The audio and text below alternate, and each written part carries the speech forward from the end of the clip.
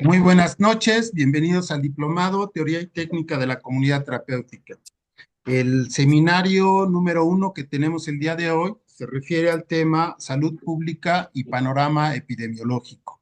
Lo que veremos en dos sesiones será, en esta primera, revisar el tema de los ámbitos de la prevención, que es la individual, relacional, comunitaria y social, como los niveles de atención que corresponden a la prevención universal, a la o primaria, a la selectiva o secundaria y la indicada o terciaria. Entonces, nos vamos a arrancar con este tema.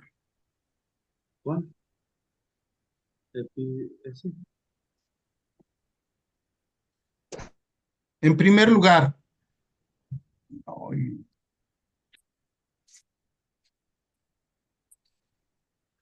hay que ver una definición bastante amplia de lo que significa salud pública y después veremos el panorama epidemiológico. Entonces, les he de contar primero una historia que corresponde al sector salud en todo el siglo XX. En México, las muertes preponderantemente se debían a enfermedades infectocontagiosas. Entonces, el sector salud tenía una manera de lidiar con esas enfermedades y brindar servicios de primero, segundo y tercer nivel. Sin embargo, después de los años 50, viró el tipo de muertes en México y en el mundo, ¿eh? Y en el mundo. Y tuvo que ver más con muertes debido a infartos cerebrovasculares. Todo lo que implica, ¿no?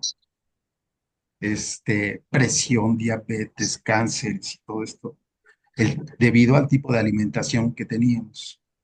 Entonces, este hecho de que haya virado el tipo de muertes en el país, pues es como si hubieran movido el foco del sector salud y de repente nos encontramos que dábamos tratamiento a tratamientos tardíos para enfermedades crónicas y eso es carísimo, carísimo. No hay sistema de salud que soporte el gasto de dar tratamiento de manera tardía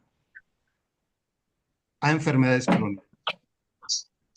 eh, Hay una relación costo-beneficio. Es decir, si uno hace un trabajo previo, hace un trabajo de prevención y se interviene oportunamente, los costos de los servicios disminuyen de una manera muy significativa. Entonces, en el sector salud surge toda esta idea de organizar servicios de prevención para todos los temas, ¿no? Cáncer de mama, obesidad, para todas las enfermedades.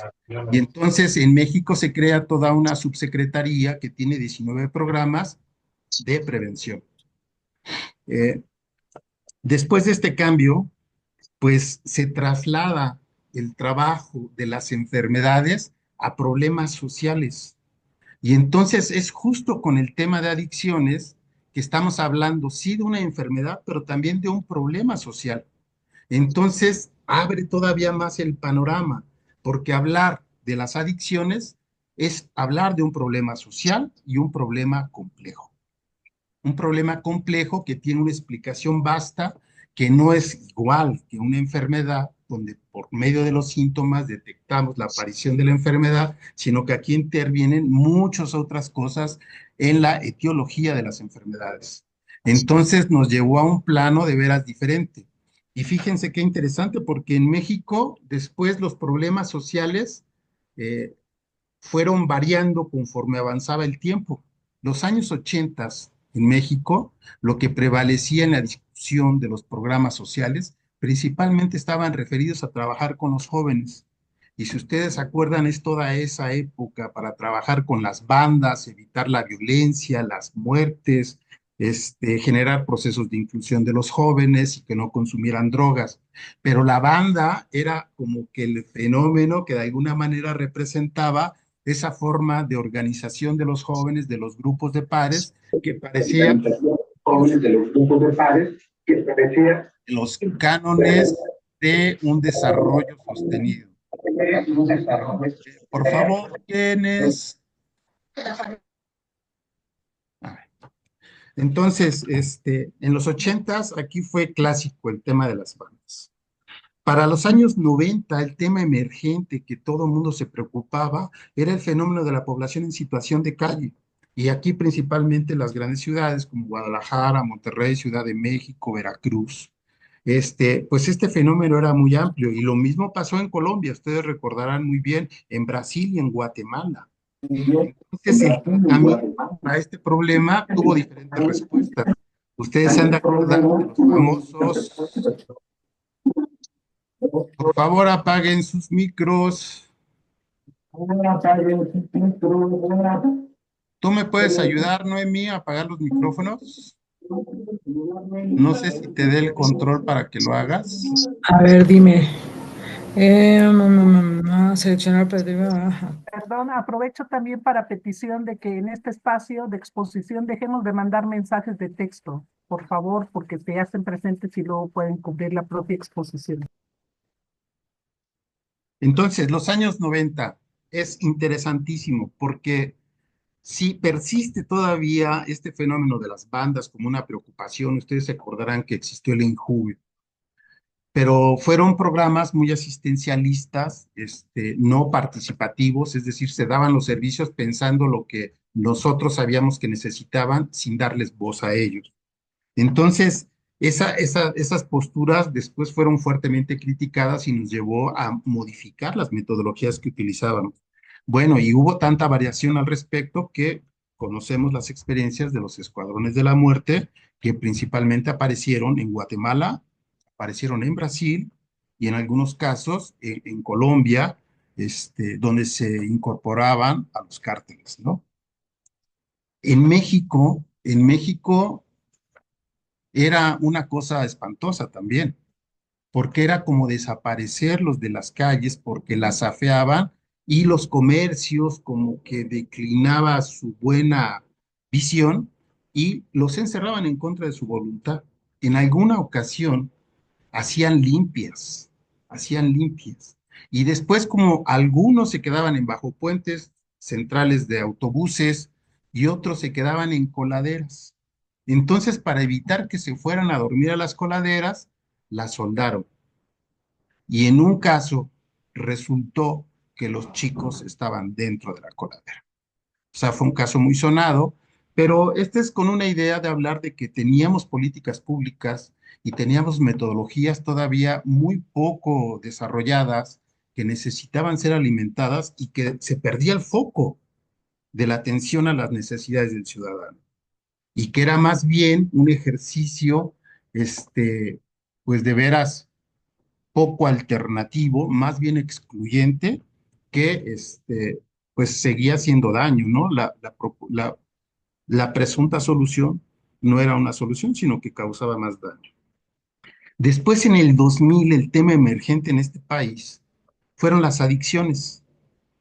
Y casualmente, la Secretaría de Salud, que hace toda esta propuesta preventiva, no la desarrolla en el país como política pública. Queda el trabajo de las adicciones, queda concentrado en una secretaría con políticas públicas que se arman de arriba hacia abajo. Entonces, esta idea de la prevención no puede hacerse de esa manera, porque la prevención es local o no es prevención. Es decir, se tiene que partir de las localidades, de las comunidades, sabiendo que no hay dos comunidades iguales. Entonces, no se puede estandarizar un modelo de prevención ante esa gran diferencia de todas las comunidades. Entonces, ahí también teníamos otro problema y vean qué interesante, porque después de las adicciones el tema que estuvo a la cabeza fue la violencia. Entonces, todos recordamos tristemente esta administración de 2006 a 2012, donde México tenía varias ciudades que estaban entre las más violentas del mundo. Y 2009 y 2010 tuvimos la más violenta del mundo por 2 años consecutivos, que fue Ciudad Juárez. Entonces, y justo por ese problema es que se hacen grandes modificaciones, porque desde los niños de la calle se hicieron convenios internacionales, los derechos del niño, hubo cambios a la ley, Con adicciones no pasó mucho, pero con violencia sí, porque se reformó todo el sistema legal al respecto y hubo grandes cambios. Surgió la Ley General de Prevención Social de la Violencia y en esta ley retoman todos los aprendizajes que se tenían en el sector salud. Entonces, aquí ya se habla de la necesidad de la prevención con un enfoque incluyente y multisectorial, es decir, se acabó el estado de bienestar. Esto no solamente es responsabilidad del Estado, todos tenemos que participar, principalmente incluir al sector privado, que también es su responsabilidad, a la academia y a las organizaciones de la sociedad civil. Es decir, un esquema de gobernanza que todavía no logra cuajar bien, pero por lo menos ya está sentado en una ley y es una referencia.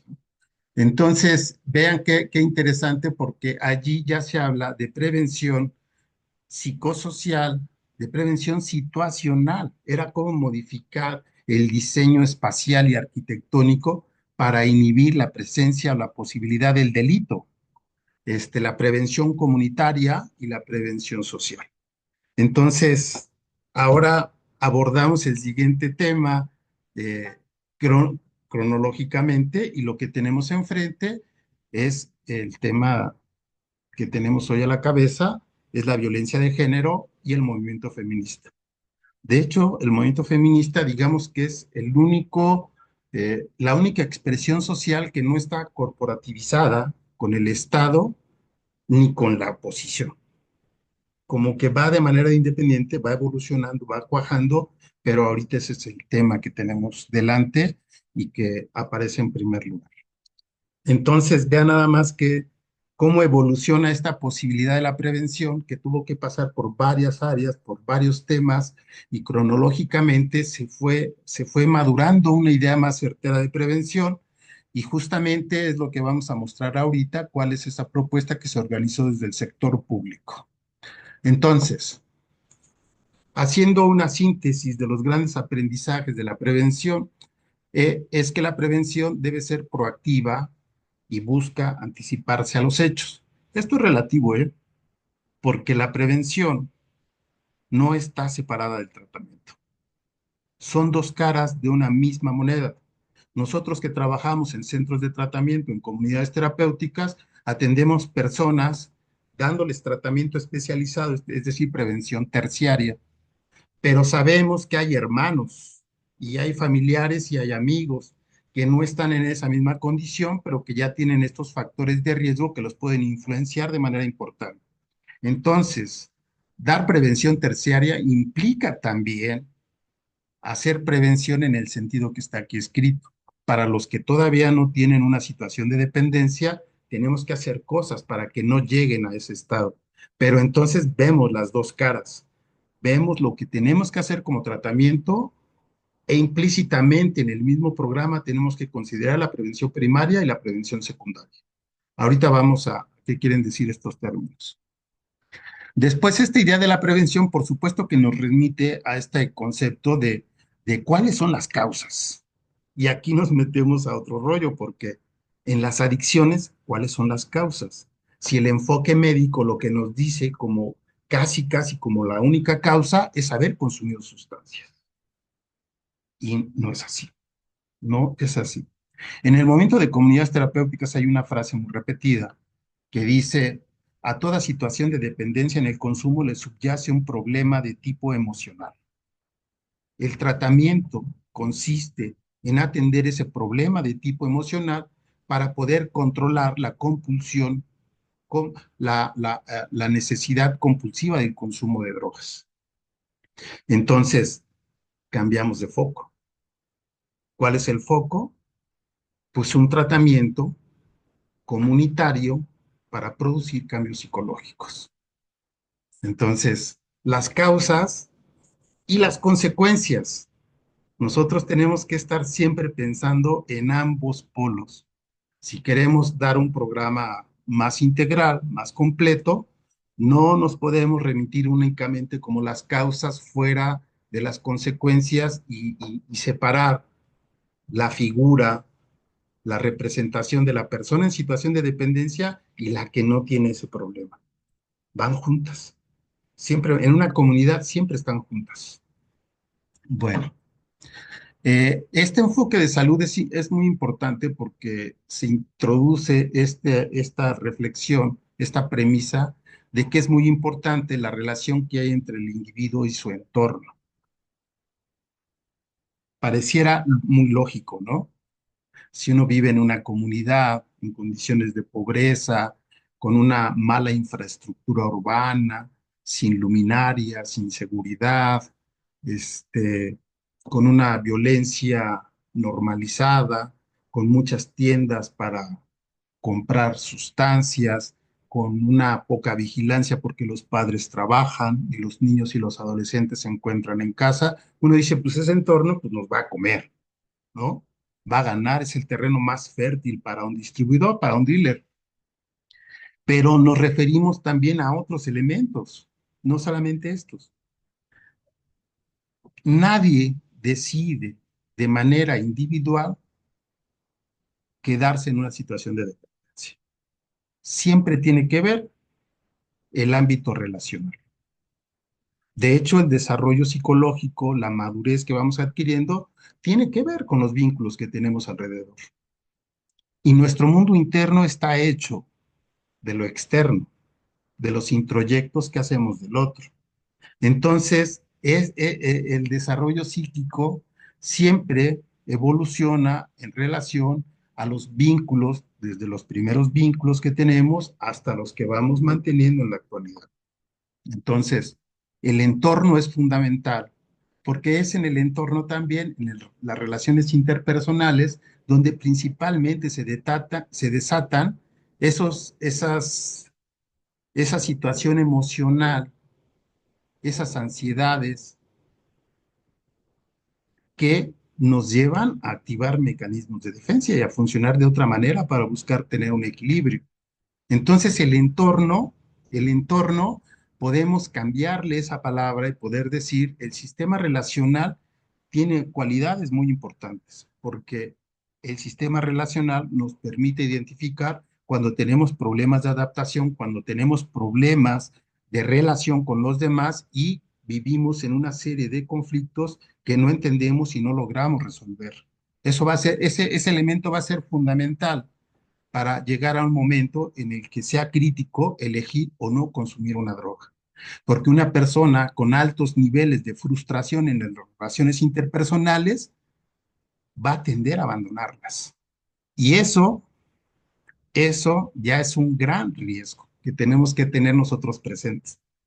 Porque los que tratan con personas en situación de dependencia saben muy bien que una parte del tratamiento tiene que ser construir estas habilidades para la reinserción social, es decir, cómo se vinculan nuevamente y entran al ruedo de los vínculos sociales.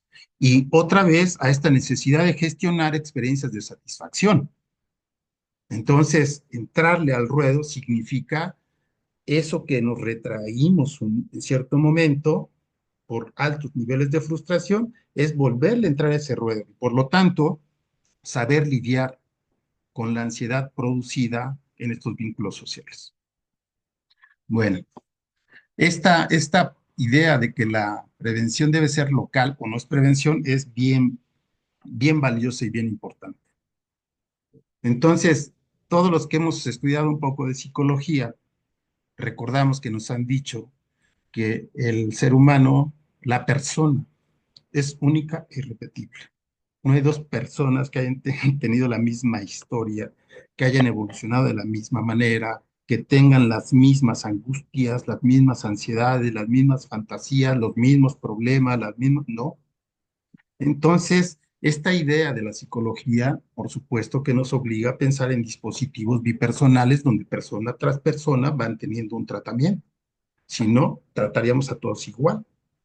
Entonces, tampoco, y los que hemos leído un poquito de antropología, tampoco existen dos comunidades iguales. No existen. Todas tienen historias diferentes, tienen composición social diferentes, actores sociales con diferentes roles, consensos sociales diferentes, niveles de cohesión social diferentes, sentidos de pertenencia diferentes y una cultura única. Entonces, si al igual que los individuos, las comunidades también necesitan para hacer prevención algo adecuado a su propia realidad. Es decir, no podemos tener un modelo estandarizado que me sirva para trabajar en cualquier estado del país. No es lo mismo Ciudad de México, no es lo mismo el norte, no es lo mismo el sur, una comunidad de Oaxaca, una comunidad de Guerrero, de Veracruz, del norte, no es lo mismo. Entonces, no es posible que nosotros tengamos un modelo estandarizado. Siempre, para poder hacer un programa de prevención, tiene que partirse de la investigación y el conocimiento de cómo son esas comunidades desde lo local. Y a partir de ese conocimiento, de esas necesidades, de esas formas específicas de vinculación social y de su cultura, es que se puede hacer todo un plan de prevención para esa comunidad. Entonces, vean, esta idea va de la mano con este enfoque de seguridad ciudadana, que tiene que ser de abajo para arriba. Es decir, aquí quienes tendrían que tener la batuta para hacer la prevención y los presupuestos, claro, serían los municipios. Y después varios municipios resaltan ciertas características para dirigir el gasto público de un estado y después de un estado de un país. Pero aquí ha sucedido al revés, ¿no? Y en el tema de adicciones, pues bueno, siempre se ha dictado las políticas públicas, la dirección, las estrategias y las acciones, desde lo que antes era el Consejo Nacional contra las Adicciones y hoy el, el, el CONASAMA, ¿no? Porque se fusionó salud, adicciones y salud mental. Ahora hay un cambio bien importante en la ley. Y esto va para todos y que se cuiden nuestros amigos colombianos. Es muy interesante porque ustedes sabrán que de las personas que van a tratamiento, el 85% no va a un servicio, el 15% va a un servicio de tratamiento. Entonces eso quiere decir que la mayoría de las personas no asiste a un programa y evoluciona su situación y tal vez se equilibre en cierto momento, pero se desarrolla de manera natural sin ninguna intervención de ningún programa. Pasando esto, entonces no tenemos ninguna posibilidad de decir que puedan disminuir las prevalencias en el consumo, porque no estamos haciendo nada para que disminuyan. Y las encuestas nos van diciendo que encuesta tras encuesta va aumentando. Entonces, este simple dato es muy poderoso, porque lo que nos dice es, al no ir a tratamiento, al no producir cambios en las personas, al no dar una alternativa para salir de esta situación, entonces existen y prevalecen las condiciones culturales de reproducción del consumo. Esa frase es muy deportiva, ¿no? Entonces, el fenómeno de las adicciones tiene sus formas de reproducción cultural que están intactas. Afortunadamente ahora, con la propuesta de los cambios a la ley, es que se van a priorizar las intervenciones comunitarias.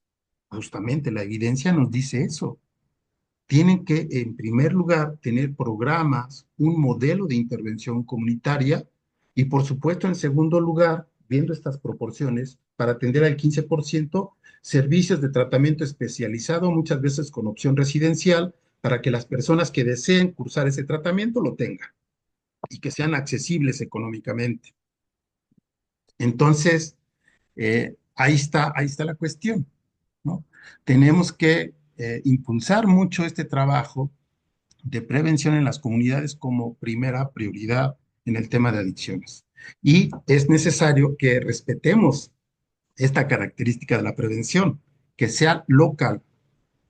Eso quiere decir meterse a hacer diagnósticos comunitarios, ver cómo están los líderes, cuál es la relación y las redes sociales dentro de la comunidad, cuáles son las representaciones sociales, que son formas de pensamiento colectivo que persisten ahí, y si es posible, posicionar posturas y representaciones sociales alternativas, de tal manera que la forma en que piensa una comunidad sea para ver cómo se ayuda a una persona con dependencia y no castigarla y excluirla, como muchas veces pasa. Entonces, esa es la prevención comunitaria que tendríamos que apuntarnos porque nuestro país necesita urgentemente este tipo de metodologías y ahora que están los cambios a la ley, pues se puede hacer un trabajo en colaboración con gobierno si existiera esta posibilidad, ¿no? Ahora, la prevención tiene que ser persistente en el tiempo. Muchas veces vemos programas que tienen una corta duración y digo, puede ser una sola intervención, pueden ser 3, pueden ser 12 sesiones. Eso no previene, no previene. Tienen que ser acciones más persistentes en el tiempo para poder generar cambios, cambios psicológicos. Otto Kemper, que trabaja, es un psicoanalista que tiene toda esta teoría de las relaciones objetales. Él ha trabajado principalmente con trastornos limítrofes de personalidad. La mayoría de las personas que tienen una situación de dependencia tienen TLP. Entonces, él en una investigación se dio cuenta que los principales cambios psicológicos, cambios más significativos, empiezan a ocurrir después del sexto mes de tratamiento. Entonces, no podemos pensar en que podemos hacer programas de prevención que tengan corta duración, porque sería violentar las comunidades. Es decir, tú llevas una propuesta, creas una expectativa y después te vas porque terminaste y la cosa no cambió. Eso es alimentar la impotencia y esa sensación de que no, que las cosas son así y así se quedan, ¿no? Como normalizar el problema. Entonces, todas las acciones de prevención tienen que ser persistentes en el tiempo hasta que se compruebe que tienen cambios. Y en comunidades vulnerables debe ser permanente, porque si no cambia el contexto, no es posible parar un programa de estas características. Ahora, la intervención debe ser integral también. Tenemos toda una historia de acciones de prevención aisladas. Y la principal muestra son las campañas. O sea, de repente depositamos la expectativa que a través de una campaña vamos a ver grandes cambios y la gente va a dejar de drogarse. Si tenemos una evidencia documentada, es que la información no disuade a las personas del consumo. Así les digas que se van a morir. Eso no pasa. Al contrario, a veces es atractivo para ciertos perfiles psicológicos. Y también aquí hay una crítica que creo que es necesario establecer. Si la gente no está, la mayoría de la gente no tiene el problema del consumo de drogas, eh, está más o menos alivianada, y de repente tú le llegas con una campaña de que el fentanilo te mata. O sea, algo nuevo aparece en su panorama que es terrorífico, que él ni siquiera se le había ocurrido, y de repente ya lo tienes pensando en que el fentanilo mata. Entonces, las campañas tienen que ir dirigidas a los sectores donde es importante hacerlo, pero no lo puedes hacer lo mismo para todos, ¿no? La campaña del fentanilo tiene que ir dirigida a los que están ya en el consumo y tienen una dependencia, pero no a los niños, no a los niños en las primarias. De hecho, la prevención cada vez vemos que tiene mejores resultados si no hablamos de drogas. Hablamos de otras cosas, de problemas emocionales que se expresen, de si hay acompañamiento, ¿no? Entonces, hablar de una prevención integral significa que nosotros detectamos los principales factores de riesgo e intervenimos en un conjunto de ellos que presumimos son los prioritarios. Eso quiere decir que no solamente vamos a trabajar en relación al consumo de sustancias, también vamos a ver cuestiones emocionales, también vamos a ver qué onda con las familias, cómo son las dinámicas, cómo está en la comunidad, cómo está lo de los expendios, cómo están los recorridos que hacen los adolescentes, qué seguridad hay, es ver varios aspectos. Entonces, la intervención tiene que ser integral porque no va dirigida únicamente al sujeto de la adicción, sino que va a toda la comunidad, ¿no? Ahora, el proceso de intervención no es lineal. Esa es bien interesante porque en muchas experiencias de promoción de los derechos humanos y principalmente los derechos de las mujeres, surgieron radios comunitarias donde lo que hacían era recordarle los derechos a todas las mujeres y decirles que los hagan valer si son violentadas.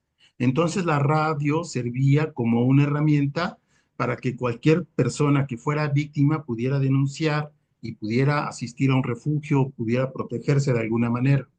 Bueno, esto pues, suena lógico y tiene un resultado esperado, ¿no? Que las mujeres denuncien y se protejan. Pero después hubo una reacción a ese programa, es decir, activó otro factor de riesgo. ¿Y cuál fue ese? De que hubo un sector masculino que empezó a atacar a la radio.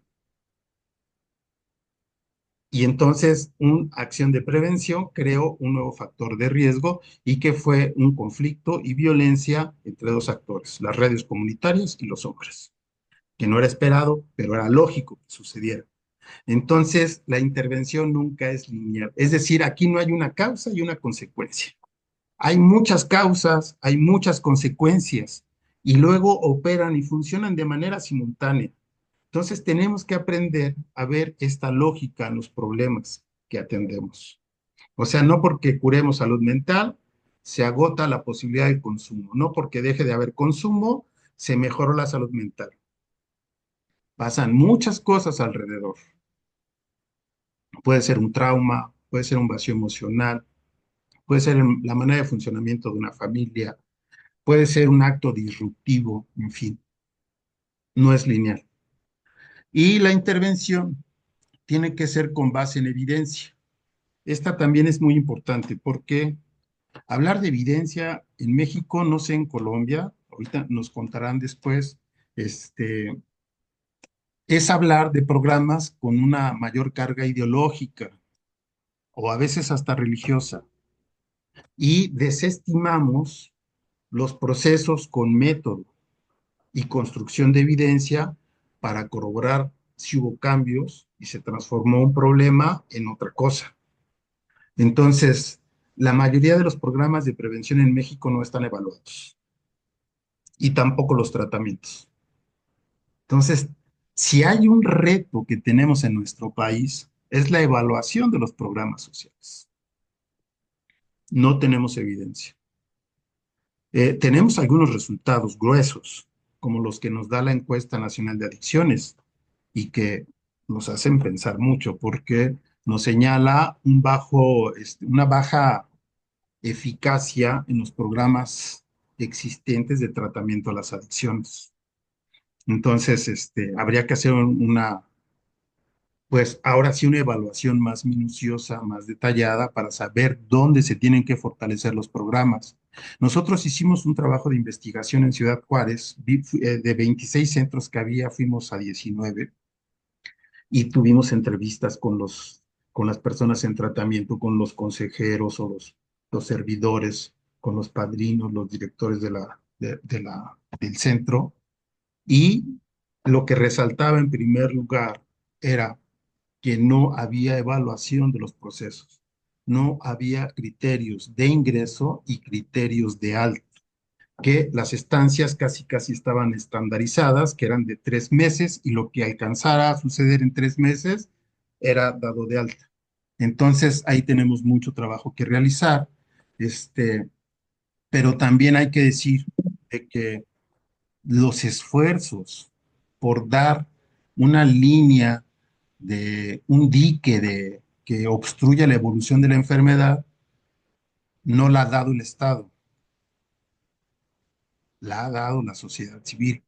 Y ha sido el movimiento de AA el que se ha metido a la trinchera y ha estado trabajando, y entonces, pero no ha tenido ningún respaldo.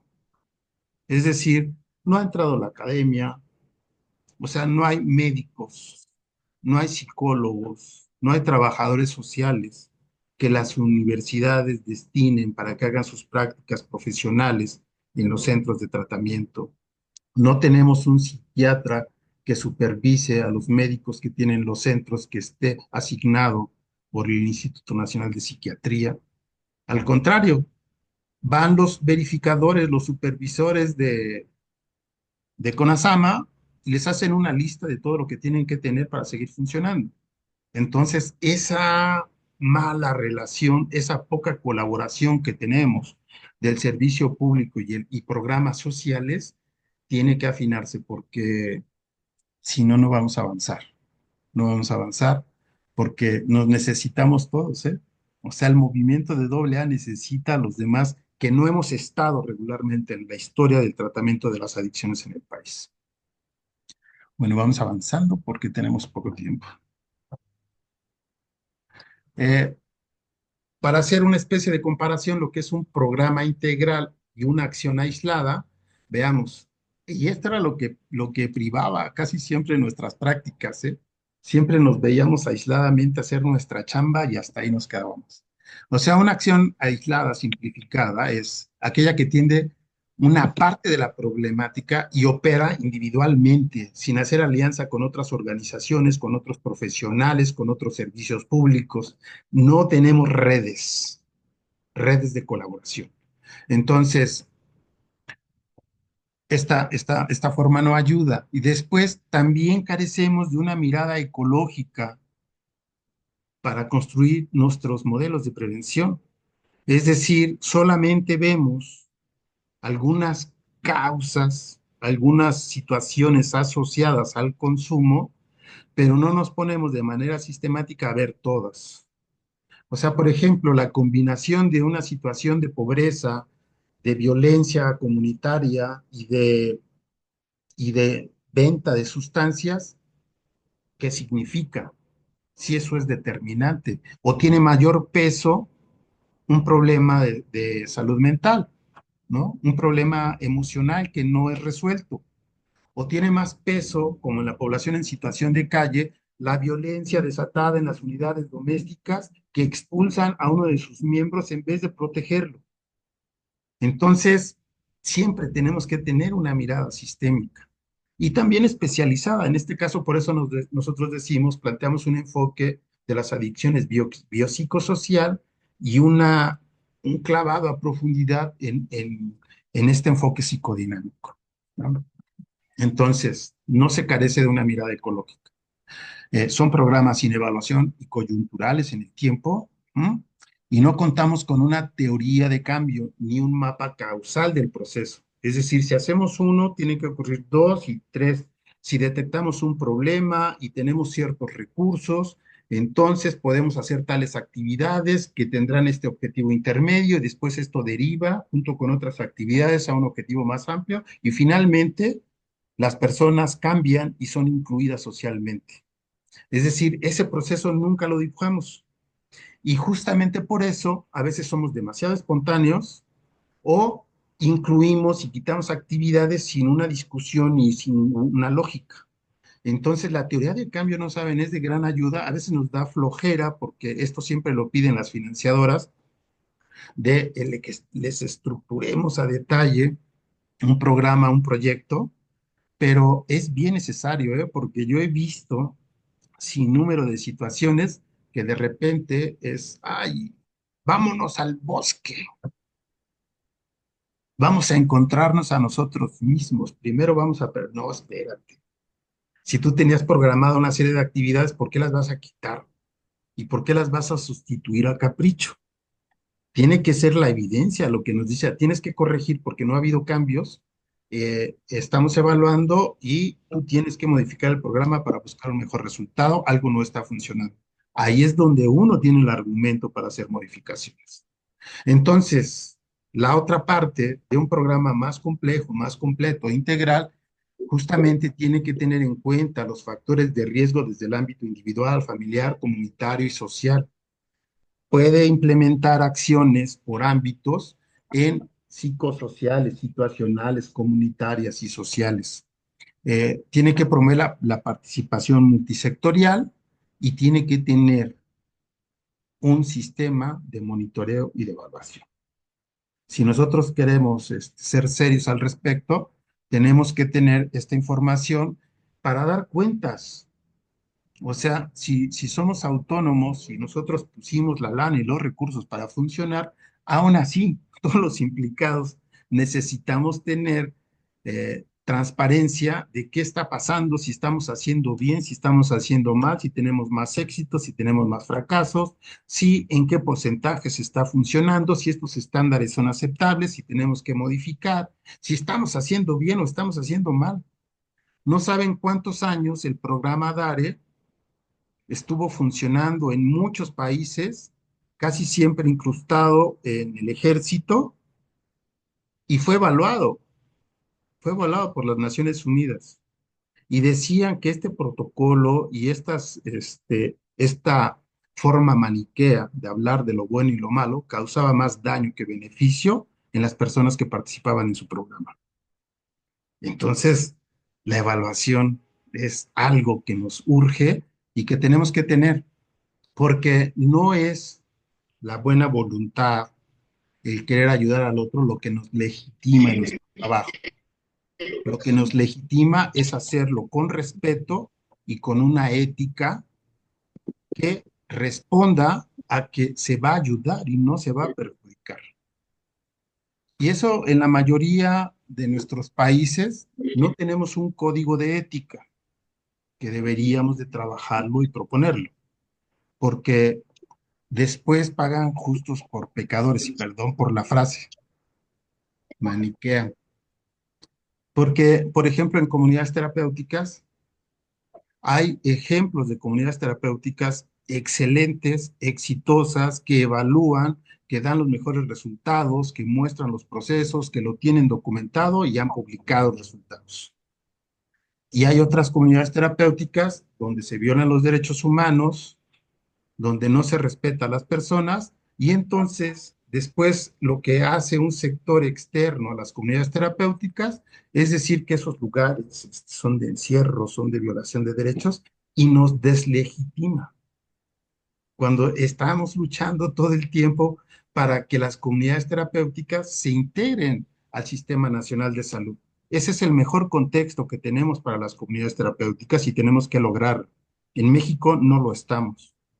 En Colombia parece que sí, porque fluyen presupuestos estatales para varias comunidades terapéuticas. En Brasil había un fuerte apoyo del Estado a comunidades terapéuticas que parece están por recortarlo. En Argentina les retiraron los subsidios, me parece. Entonces, el resto de Latinoamérica no tiene subsidios estatales. Si estamos incorporados en el Sistema Nacional de Salud, existen formas más concretas y importantes para que funcionen las comunidades terapéuticas, porque entonces sí podemos tener un ejercicio de colaboración. Trabajar aislados nos va a mantener en una marginalidad parecida a la de las personas con dependencia. Bueno, entonces, vean, la idea del enfoque biopsicosocial es no es ver una lógica de que la primera ingesta da arranque a un proceso de desarrollo de la enfermedad hasta la dependencia, de un primer consumo a la dependencia. No, lo vemos diferente. Es el encuentro entre principalmente el adolescente y la droga. Va a tener una connotación dependiendo de ciertas características. En México, de los que consumen, 6 de cada 100 desarrollan una dependencia. Entonces, el que haya consumido no es ni la variable más importante. Hay otras que tienen mucho peso. ¿Cuáles son? Pues eso tenemos que tenerlo muy claro. Entonces, ¿qué pasa con esos 94 que probaron la droga y no desarrollaron una adicción? ¿Y qué pasa con esos 6 que la probaron y sí desarrollaron una adicción? Bueno, pues ahí se han hecho muchas investigaciones sobre este aspecto, ¿eh? Entonces, lo que el enfoque biopsicosocial propone es de que hay que detectar de dónde surgen esas variables que son las que crean un perfil de una persona que se va a arraigar al consumo de sustancias. Y lo que más o menos está generalizado, por supuesto, en diferentes dimensiones y con diferente peso, son los problemas de salud mental, ¿no? Entonces, cuando hay dificultades emocionales, pues ahí tenemos un factor incluso todavía más poderoso que la primera ingesta.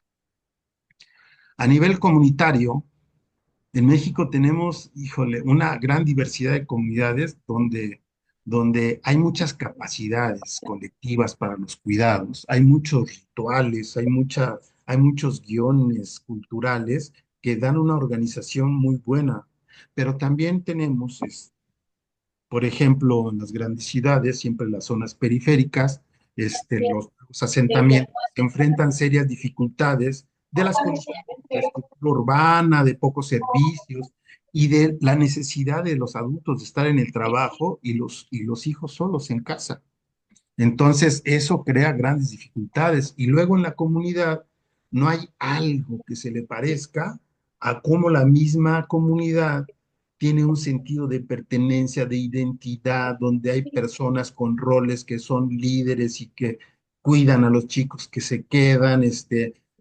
Antes las pandillas, las bandas, eran cuidadoras del territorio, ¿eh?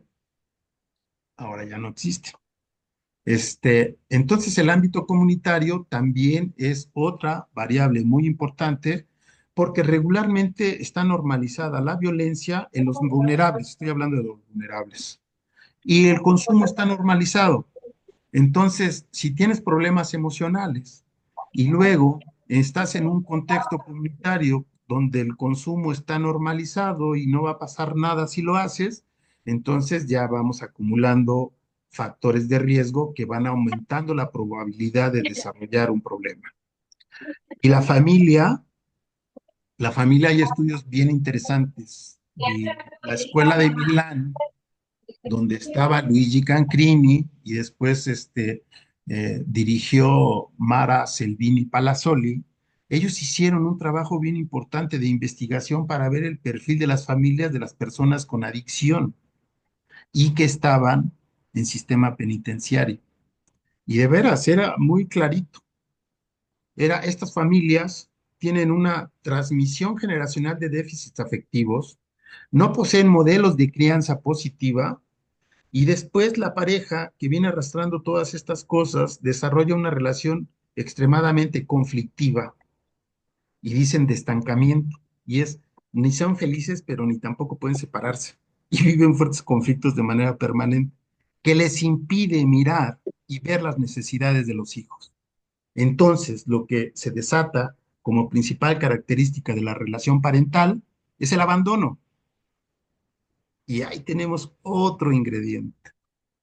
Y de veras, sí es fácil darse cuenta como en muchos casos de adolescentes que están en la secundaria, en la prepa, no son vistos por los padres. Y entonces ellos están en una situación crítica porque están en la adolescencia, están en un proceso de cambio que ya es crítico de por sí, y después si le sumas problemas emocionales y con un consumo normalizado en la comunidad, es casi prácticamente inevitable que se inicie en el consumo. Y después finalmente pareciera que no es importante, pero lo social también es una cobija de cuidado cuando existen los derechos humanos. Y los derechos humanos principalmente la seguridad, el trabajo, la alimentación, una familia, la escuela, la salud. Si tenemos ese acceso, es una maravilla, pero muchas veces carecemos de una accesibilidad a los derechos humanos. Entonces vean si se conjugan diversos factores de riesgo de estas diferentes áreas, ¿cómo va a ser el encuentro entre el adolescente y la droga? Creo que es fácil pensar los casos de población en situación de calle, porque justamente cuando se acerca la noche, cuando uno podría estar en casa alimentado por mamá, te vas a descansar, merendaste, y no estás allí, estás en la calle. Y no están ellos, están tus otros amigos que están en la calle. Y se hace tan fuerte, tan intensa esa situación emocionalmente que no se tolera. Entonces, por eso es necesario mitigarlo con una droga. Y regularmente, por alguna razón, ellos recurren a los inhalantes, a los solventes, disolventes se llama.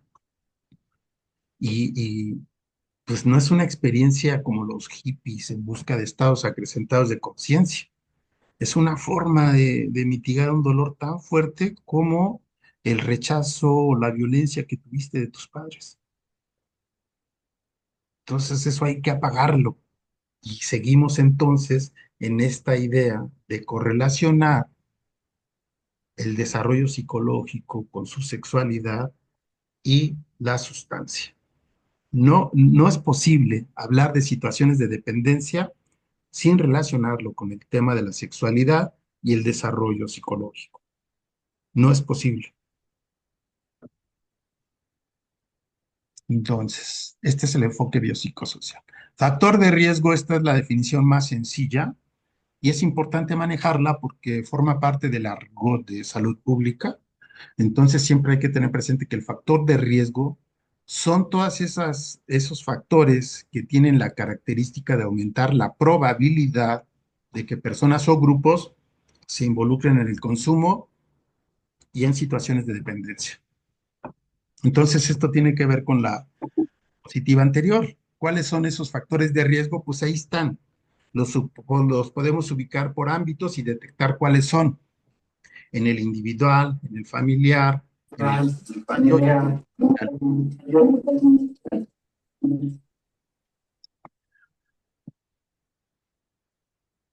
social.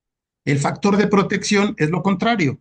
Son las características que disminuyen esa probabilidad de que la persona se involucre en el consumo de sustancias. Entonces, esto quiere decir, vean, y esto ya es interesante a nivel conceptual, que son dos contrapuntos, factores de riesgo y factores de protección. Entonces, si nosotros hablamos de violencia doméstica, podemos estar en un factor de riesgo cuando existe violencia doméstica o existe cuidado en la unidad doméstica. Un factor de riesgo es la expresión de la violencia y este se puede transformar mediante una intervención en un factor de protección donde hay una mediación de la violencia. Y así podemos ir pensando el conjunto de factores de riesgo y sus contrapartes de factores de protección. Y podemos dibujarlo así. Ustedes imaginen un péndulo de Foucault. El péndulo siempre va a estar en movimiento, es dinámico. Cuando nosotros hacemos un diagnóstico, vamos a detectar en qué sentido se encuentran todos esos factores de riesgo y el nivel de gravedad. Entonces pueden estar en 5 negativo o en 5 positivo o pueden estar en 1 neutro o pueden estar en el 3 positivo o en el 3 negativo. Entonces, si nosotros logramos identificar un indicador al respecto de la salud mental, de la violencia, de la situación emocional, de la cohesión comunitaria, entonces podemos darle una calificación que va a ser subjetiva. Si lo hacemos en equipo, va a ser intersubjetiva, pero ya con una plena discusión al respecto. Y si comparamos con una segunda medición, vemos si hay una variación. Esta herramienta de las escalas de Likert con respecto de los factores de riesgo es una muy buena propuesta de mantener un monitoreo de cómo se están comportando esos factores de riesgo después de nuestra intervención o durante nuestra intervención. Esta es una fórmula para hacer un sistema de evaluación, ¿eh? Y está aquí dibujado de una manera muy sencilla. Siempre los indicadores que nosotros elijamos van a tener que ver también con la teoría que tenemos. Entonces, si yo estoy manejando un indicador de salud mental y soy psiquiatra, voy a elegir uno. Si soy psicoanalista, voy a elegir otro. Por ejemplo, la agresión. La agresión, principal indicador de salud mental. O la expresión de las emociones, otro indicador.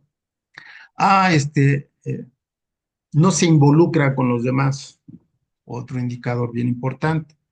Socializa bien, ¿ah? Otro indicador importante. Y entonces vamos teniendo referencias que nos dicen que no hay falla, que nos dicen si hay una modificación en las formas de pensar y de hacer de las personas. Entonces, hasta aquí dejo este péndulo de Foucault porque posteriormente vamos a ver un instrumento de evaluación más detallado. Entonces, hay prevención psicosocial, prevención situacional, prevención comunitaria y prevención social. Estos son los ámbitos que determina seguridad pública para la violencia. Si nosotros queremos usarlos para adicciones, también funciona bastante bien, porque les cuento que seguridad pública retomó estos aprendizajes del enfoque de salud pública. O bien podemos pasarlo a prevención psicosocial, prevención relacional, prevención comunitaria, prevención social, ¿no? Aquí, si ustedes se dan cuenta, no entra lo que sería la prevención individual. En relación costo-beneficio es inoperable tener un consultorio y atender persona por persona. Solamente imaginen Ciudad Juárez, donde todos tienen un trauma por haber perdido o conocido a una persona que fue asesinada. Es imposible. Hay 23 psiquiatras, ¿no? Y pónganle unos 50 psicoterapeutas. No da, no da. Entonces, y justo con los cambios de la ley, nosotros tenemos que pensar en intervenciones comunitarias, ¿no? Para trabajar con las representaciones sociales de las comunidades y también grupales, ¿no? O sea, la escuela es el espacio ideal para hacer intervenciones porque ahí tenemos a los chicos, podemos tener una cobertura bastante alta y formar diques de personas que por lo menos han estado en programas para detectar problemas y empezar a trabajarlos, a elaborarlos en la medida de lo posible, que seguramente tendrá un resultado mucho mejor a no hacer nada. Y los niveles de atención: prevención primaria, secundaria y terciaria. Entonces, la prevención primaria siempre va dirigida a todos los grupos de la población, de todas las edades, sexos, y la idea de la prevención primaria es fortalecer los factores de protección. La campaña "El fentanilo mata" no puede ser considerada de prevención universal, porque fentanilo mata no es un factor de protección. Podríamos pensar, por ejemplo, ¿cómo hacemos para crear un mayor arraigo de los estudiantes en la primaria para que no deserten en el paso a la secundaria? Y hay un programa bien valioso en Ciudad Juárez que se llama CASA, que justamente hace eso. Organiza campamentos más lúdicos y justamente cuidando este tránsito hacen una intervención con todos los chicos y los acompañan hasta la inscripción a la secundaria. Eso es bien valioso. La prevención secundaria es cuando ya hay riesgos evidentes. Y casi esta es la mayoría de los casos, ¿eh? Yo no sé, la encuesta nacional te dice que la mayoría está segura, que no tiene consumo. Y que los riesgos, pues es prácticamente el 20% de la población. Pero no, yo creo que la mayoría estamos en esta condición de riesgo. Es decir, todos tenemos un familiar que tiene una situación de dependencia. Todos vivimos en una colonia donde hay venta de sustancias. Todos estamos presentes y a veces como pasivos, con fumadores, con bebedores de alcohol. Todos estamos expuestos a ciertos niveles de violencia. Entonces estamos rodeados por contextos, por entornos que tienen riesgos evidentes. Obviamente varía la gravedad de comunidad en comunidad, eh, pero bueno, los programas de prevención secundaria van dirigidos a evitar que estos riesgos te empujen a una situación de dependencia y crear un dique que obstaculice ese desarrollo. Y la prevención terciaria, pues ya son los tratamientos especializados. Entonces, si nosotros vemos nuestras encuestas, hay que ver qué porcentaje de la población está sin riesgo, está protegida, sin consumo. Y es un tipo de programas los que se tienen que hacer de prevención universal. Cuando ya hay riesgos, tenemos que crear programas de prevención secundaria y entonces intervenir en esos riesgos. Riesgos. Todavía no se consuma una situación de dependencia. A lo mejor hay los primeros consumos, pero la terciaria es con sí hay una situación de dependencia, pero son esos mismos factores de riesgo de una manera más severa. Entonces tenemos que tener mejores condiciones, por eso cuando los consumos son crónicos, casi siempre no podemos evitar la necesidad de un espacio residencial, pero también es cierto que hemos explorado muy poco los tratamientos en las mismas colonias, en los barrios, y creando dispositivos locales sin necesidad de internar a las personas. Nos falta mucho ese tipo de ensayos. Los que están anotando, les comento que después de cada clase, esto los voy a subir al chat y van a tener una copia. ¿Sale? Entonces, estos conceptos que ya vamos desarrollando aquí, como los diferentes ámbitos y niveles de prevención, es la principal reflexión gruesa que tenemos que hacer con las políticas públicas de prevención y tratamiento de las adicciones en función de los resultados de las encuestas nacionales, que es la mejor evidencia con la que contamos. Fue muy sintético, pero cuando quieran podemos ver un caso y vean qué fascinante es hacer estos análisis. En síntesis, y esta definición yo la pude escribir tratando de resumir todo lo que hemos dicho hasta ahora. ¿Qué es la prevención? Es el conjunto de acciones que tienen como objetivo disminuir los factores de riesgo que promueven las adicciones, así como potenciar los factores de protección que la inhiben. Los factores de riesgo y protección varían de acuerdo al contexto de manifestación, desde la dimensión individual, relacional, comunitaria y social, y tienen la cualidad de poseer características particulares, La idea ajá, ser independiente. ¿Tú vas a ir a la feria el sábado? también invitamos a Manuel ahora. Ay, ya. No, no, no. Oye, hasta aviones creo que nos están saliendo por ahí. Licuadoras. Entonces, en este mismo sentido, la acción preventiva sobre los factores de riesgo se clasifica de acuerdo a su contexto de intervención psicosocial, comunitaria, situacional y social, así como la población objetivo a la que se dirige, niñas, niños, adolescentes, jóvenes, adultos femeninos, masculinos o diversos, y al nivel de atención primaria, secundaria o terciaria. Entonces, digamos que este puede ser como un resumen.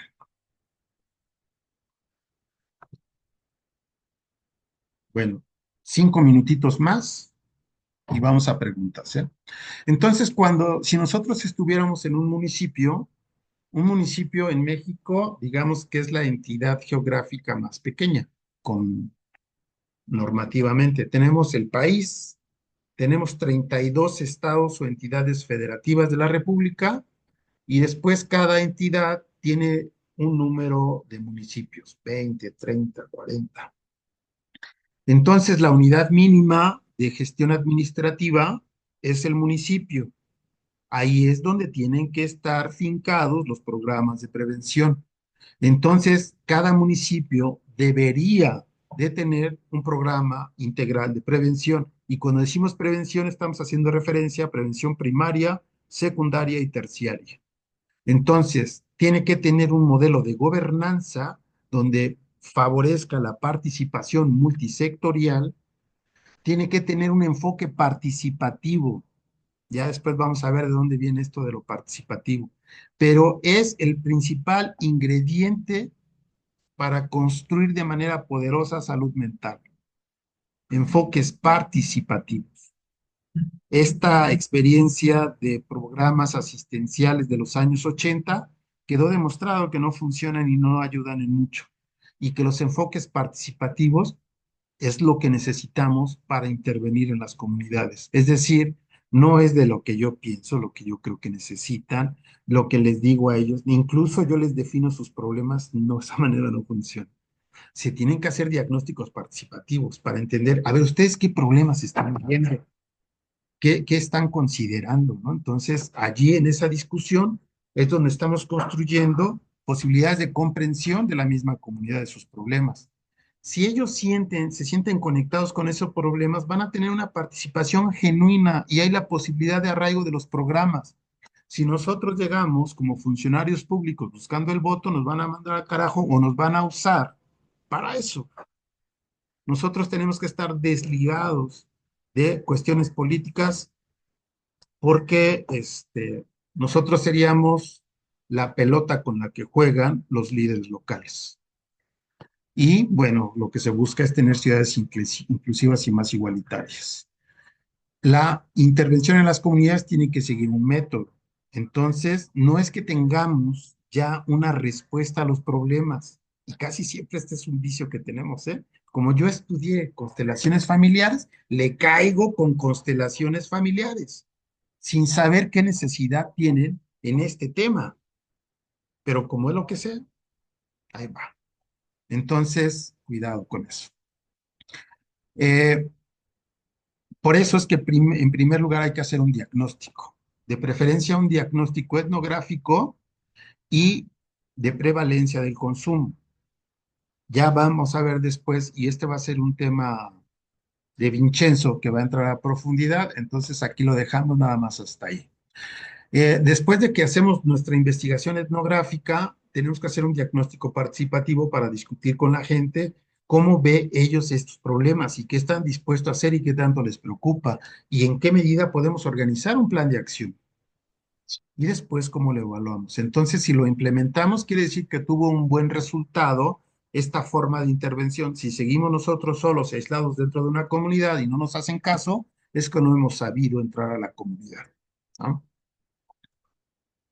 Después, pues este es un esquema, ¿no? De cómo tendríamos que llegar a la comunidad, poder hacer nuestro diagnóstico y poder después crear nuestra estrategia de intervención previamente detectados, los factores de riesgo social, comunitario, familiar e individual. Y esta cosa es bien interesante, esta gráfica, porque a veces pensamos un diagnóstico comunitario, son eternos y hay que hacer una etnografía como Malinowski, y ver los argonautas del Pacífico Oriental, y no. Hay una manera bien interesante, y que esto es en función de toda la teoría de Moscovici, que nos habla de representaciones sociales y redes sociales. Entonces, si nosotros vemos a una comunidad como una red de redes, en donde una de las redes tiene un portavoz o un líder, y a eso se adscribe un grupo, entonces vamos a tener redes que se van a conectar con otras redes y otras y otras. Una colonia aproximadamente de 10,000 personas logra tener como unas 6, 7 redes de este tipo y logramos ver dónde se condensan más los vínculos y entonces podemos notar cuáles son los personajes más relevantes de la comunidad. Incluso con los líderes podemos hacer un test sociométrico. Quien quiera saber más de esto sobre Moreno y el test sociométrico, con gusto le doy bibliografía y hablamos un poco más. Pero si nosotros hacemos un test sociométrico, podemos identificar cuál de los líderes de esta comunidad tiene mayor peso, que sería la estrella sociométrica, o cuál es más marginal, cuál con nadie se quiere juntar. Pero después si hay un juego donde lo que piensa la estrella sociométrica es a los personas con dependencia hay que meterlos al ejército para que los tengan con una disciplina dura, y el que tiene menos peso dice, es que ellos tienen problemas emocionales, a ellos hay que ayudarlos, no hay que vigilarlos. Entonces, la estrategia tiene que ver más en cómo empoderas el punto de vista de quien quiera ayudarlos y cómo, eh, pues, entras en crisis, creas un conflicto con el que piensa que deben ser vigilados. El chiste es que el conflicto entre estas dos representaciones sociales produzca una mayor complejidad en la comprensión del problema. Entonces, vean, esta idea de pensar las comunidades para mí es fascinante. Es fascinante porque te da todos los elementos de cómo creas un dispositivo adecuado para esa comunidad específicamente, no para todas, para esa. Hay una metodología común, por supuesto. Identificar los líderes, saber cómo piensan, hacer un test sociométrico, ver cuáles son las cosas que han experimentado y han funcionado, las que han fracasado, y poder plantear nuevas perspectivas del trabajo de prevención. Entonces, bueno, hasta aquí mi reporte, grupo, y voy a parar la grabación. Ay, cómo.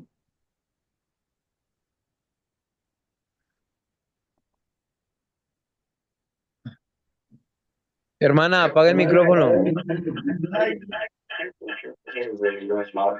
A ver, ahora no sé cómo parar la grabación. Record. Ah, ya.